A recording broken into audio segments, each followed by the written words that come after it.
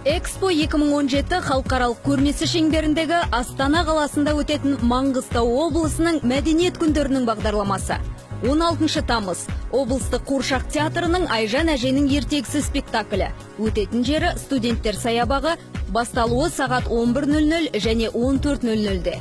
Серпер фольклорлық ансамблі, Гүлдәурен халықтық би ансамблі және Керуен халықтық вокалды тобының концерті. Өтетін жері Жерұйық саябағы, басталуы сағат 19:00-де. Камералық ансамбльдің концерттік бағдарламасы. Өтетін жері студенттер саябағы, басталуы сағат 19:00-де. Ақжарма фольклорлық ансамблі мен Жорға би ансамблінің концерті. Өтетін жері Бәйтерек монумент алаңы, басталуы 19:00-де.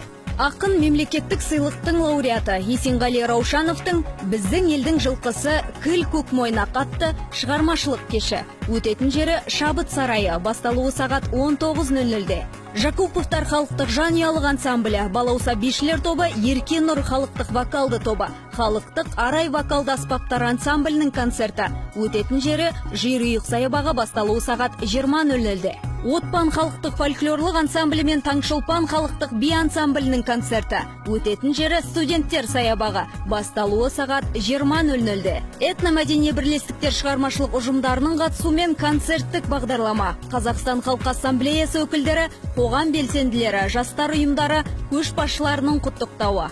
Өтетін жері Бәйтерек монумент алаңы, басталуы сағат 20:30-да.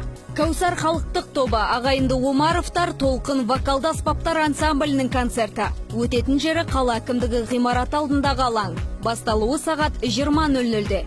Келіңіздер, көріңіздер, сан түрлі қызыққа толы мәдени шарадан қапы қалмаңыздар.